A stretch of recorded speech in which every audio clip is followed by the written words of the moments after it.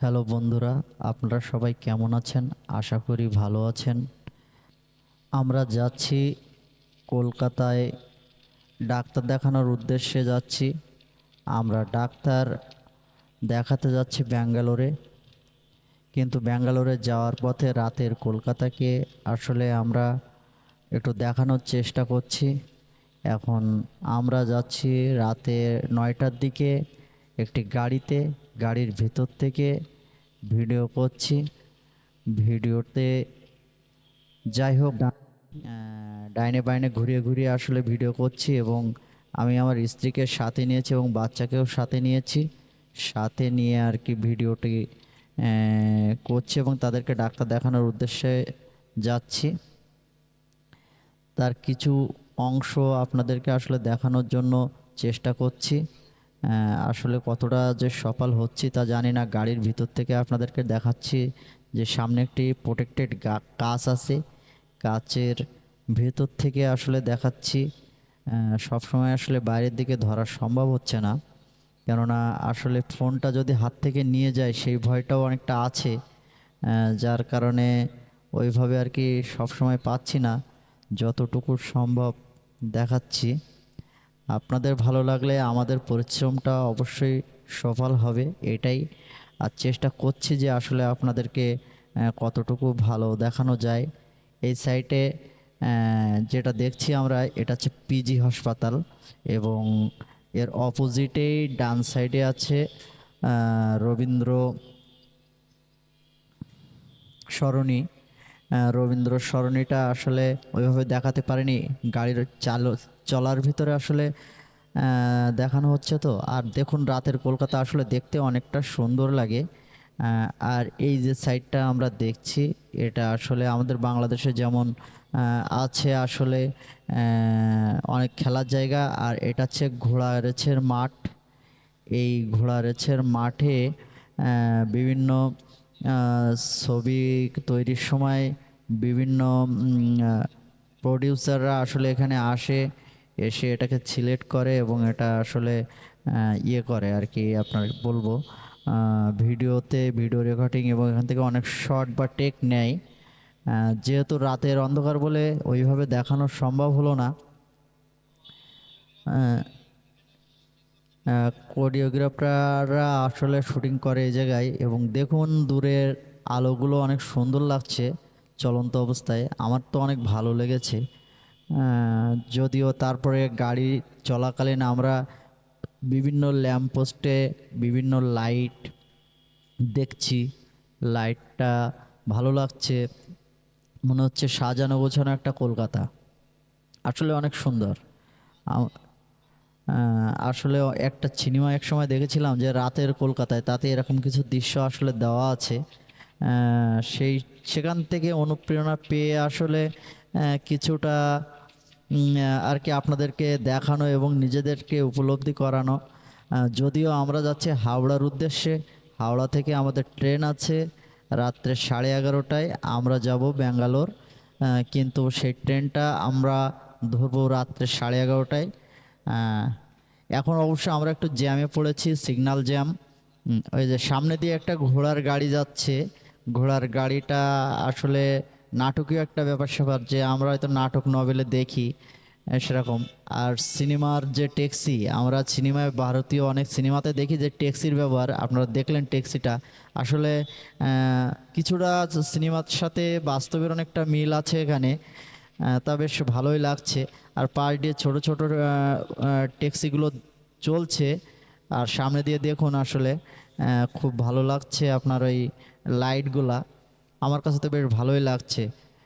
ব্যস্ততম শহর এবং পিচ ঢালা রাস্তা, অনেক অনেক সুন্দর, অনেক সুন্দর আসলে।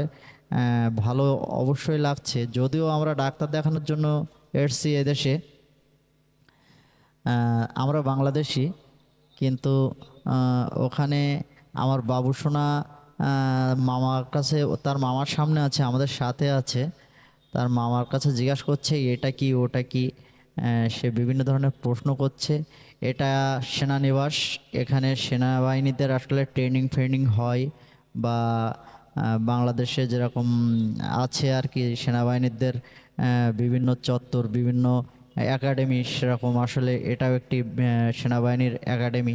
যদিও রাতের বেলা আর এভাবে গাড়ি চলন্ত অবস্থায় ভিডিও করা, যদিও বুঝতে পারছি যে আসলে হাতটা কাঁপছে, সেইভাবে আর কি আসলে দেখানোর চেষ্টা। কতটুকু আসলে সফলতা অর্জন করব জানি না, তবুও আমার একটু প্রচেষ্টা, এই ছাড়া আর কিছু না। আর আপনাদের ভালোবাসা কাম্য। ভালোবাসার জোরেই আসলে আপনারা যদি সাপোর্ট করেন, পাশে থাকেন, তাহলে অবশ্যই ভালো কিছু করা সম্ভব হবে। যদিও আমি একজন ক্ষুদ্র কন্টেনার, এইভাবে আসলে আপনাদেরকে আনন্দ দেওয়ার জন্য এবং কলকাতাকে একটু দেখানোর জন্য সময় পেয়েছি, সুযোগ হয়েছে, যার কারণে একটু দেখানোর চেষ্টা করছি। এটা আমার খুব ভালো লেগেছে, যার কারণে আপনাদের সঙ্গে শেয়ার করা।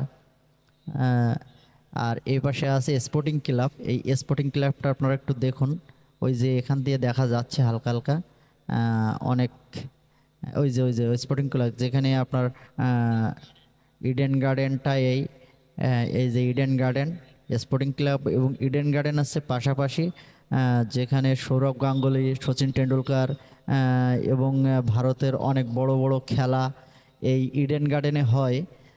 আমি তার পাশ দিয়ে যাচ্ছি, আসলে ওইভাবে আসলে দেখানো তো সম্ভব হচ্ছে না যেহেতু রানিং গাড়ি।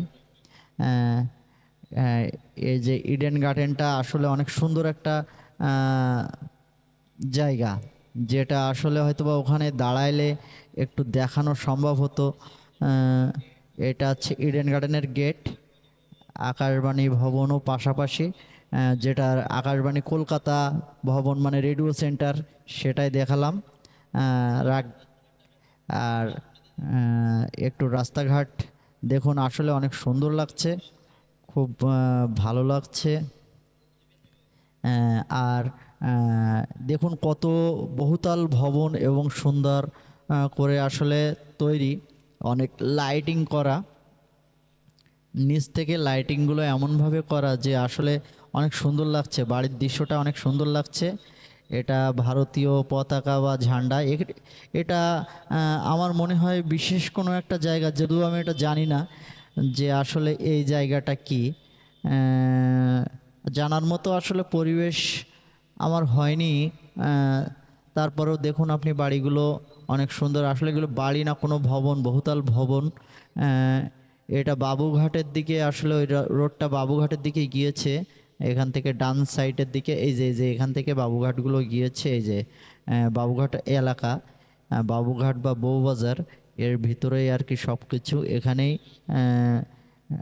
একটা ব্যাপার আছে, মনে হচ্ছে যেন এক একটা রাজভবন আসলে অনেক সুন্দর। আর দেখুন লাল কালার করা, মনে হয় যে সুন্দর লাগছে, আমার তো ভালো লাগছে, আপনাদের কেমন লাগবে জানি না। এই রোড দিয়ে আসলে মনে হয় বাবুঘাটের দিকে যাওয়া হয়। দাদা বলছিল যে এমনি বাবুঘাট বা বউবাজার এদিকে যায়। আমার সামনে আমার দাদা বসে আছে, উনি আর কি ভারতের লোক, উনি জানেন চেনেন, তাই টুকটাক করে আমাদেরকে যতটুকু বলেছে ততটুকু আপনাদের সঙ্গে শেয়ার করলাম। আর একটু পরেই আমরা আর কি হাওড়া ব্রিজটার উপরে উঠব। হাওড়া ব্রিজটা খুব কাছাকাছি আমরা আর কি চলে আসছি। তো যে ব্রিজটা আসলে আমরা বই খাতায় পড়েছি, সেই ব্রিজটা আসলে আমাদের একটা কাঙ্ক্ষিত জায়গা, বই খাতায় টুকটাক পড়েছি এবং হাওড়া ব্রিজ সম্পর্কে আমরা অনেক শুনেছি এবং দেখেছি, যার কারণে সিনেমায় দেখা আর কি, বাস্তবে দেখা না। তা সেই বাস্তবে দেখার জন্য আসলে আপনাদের কাছে আসলে আমার একটা প্রাপ্ত আর কি বলবো, যে আসলে আমি বাস্তবে দেখতে পাচ্ছি আর কি। যদিও ইচ্ছা থাকলে উপায় হয় একটা, বলা যায় এই যে বউবাজারটা এখানে, এই যে বউবাজার নামে ঠামে শুনেছি আর কি। আপনাদেরকে একটু দেখানোর চেষ্টা করছি, এই যে এখান দিয়ে সামনে যাব, সামনে যে বউবাজার, এখান থেকে এই সাইড দিয়ে এই চলে যাব বউবাজার, বড় বাজার, এই সাইডটাই অনেক ভালো, আমার খুব ভালো লেগেছে। হাওড়া ব্রিজে, এবার আমরা হাওড়া ব্রিজে ঢুকবো। হাওড়া ব্রিজের খুব কাছাকাছি আমরা চলে এসেছি। এখানে এখানে আমাদের বাংলাদেশের একটা প্রথা আছে, এবং এই দেখুন রথযাত্রা, যেটা হচ্ছে হিন্দুদের একটা বড় পূজার অংশ। আহ, জগন্নাথ ঠাকুরের আসলে পূজা। এই যে হাওড়া ব্রিজে আমরা উঠলাম, যদিও সামনে দিয়ে কাছের ভিতর দিয়ে একটু দেখাচ্ছি, সাইডে দেখানোর চেষ্টা করছি। এই দেখুন হাওড়া ব্রিজের লোকেশন, এবং হাওড়া ব্রিজটা অনেক ভালো লেগেছে আমার। যদিও বই খাতায় পড়েছি, বাস্তব সরাসরি চোখে আমি নিজে দেখলাম এবং আপনাদেরকে একটু দেখানোর চেষ্টা করছি ব্রিজটা আসলে কেমন। আসলে অতুলনীয়, আমার আসলে বলার কিছু নেই। খুব ভালো লেগেছে এই হাওড়া ব্রিজের উপর দিয়ে। উপরে হাওড়া ব্রিজ, নিচে গঙ্গা। আমরা গঙ্গাকে নিয়ে অনেক কথা শুনেছি, এবং যারা হিন্দু সম্প্রদায়ে আছে তারা মা গঙ্গাকে মা বলে থাকে, এবং এই গঙ্গা জলের অনেক পূজা হয়। গঙ্গা জল দিয়ে সমস্ত শুদ্ধিকরণ করা হয়, এরকম একটা প্রথা চালু আছে। পৃথিবীর যে সপ্তম আশ্চর্য বা অষ্টম আশ্চর্য, তার ভিতরে একটি আশ্চর্য। আসলে আমি দেখতে পেয়ে আমার অনেক ভালো লেগেছে। আমার সৌভাগ্য যে আমি আসলে এটা দেখতে পেরেছি। আপনাদেরকে দেখানোর চেষ্টা করছি। দেখুন ব্রিজটা আসলে অনেক লম্বা। হাওড়া ব্রিজটা উপরটা একটু দেখুন, নিচটা পিচ দিয়ে আসলে তৈরি, আর উপরে আপনার লোহা বা কংক্রিটের লোহা দিয়ে তৈরি। এই সামনেই আমাদের গন্তব্যস্থান হাওড়া ব্রিজের শেষ অংশটা একটু দেখুন। এই যে শেষ, এখান থেকে আমরা বাইরে চলে আসলাম হাওড়া স্টেশনের উদ্দেশ্যে। হাওড়া স্টেশন কিন্তু খুব কাছেই, ওই দেখা যাচ্ছে হাওড়া স্টেশন। হাওড়া স্টেশনের খুব কাছেই আমরা, এবং হাওড়া স্টেশনটা খুব বড় একটা স্টেশন আর কি। এখানে কি বলবো, আপনার ভারতবর্ষের বড় বড় রাজ্যে যাওয়ার জন্য, দূর দূর দূরান্ত রাজ্যে যাওয়ার জন্য আর কি ট্রেনগুলো এখানে থাকে। দেখুন আমরা হাওড়া স্টেশনে চলে এসেছি। এইগুলো আছে হাওড়া স্টেশনের আর কি বলবো, যে আপনার বিভিন্ন গেট, ঢোকার বিভিন্ন গেট, ঢোকা এবং বাইরে হওয়া। আমরা হাওড়া স্টেশনের ভিতরেই ঢুকে গেছি। গাড়িটা আসলে পার্কিং করার জায়গায় আমরা একটু দাঁড়াবো, পার্কিং করব। পার্কিং করে আমরা ওখান থেকে নামবো, এবং হাওড়া স্টেশন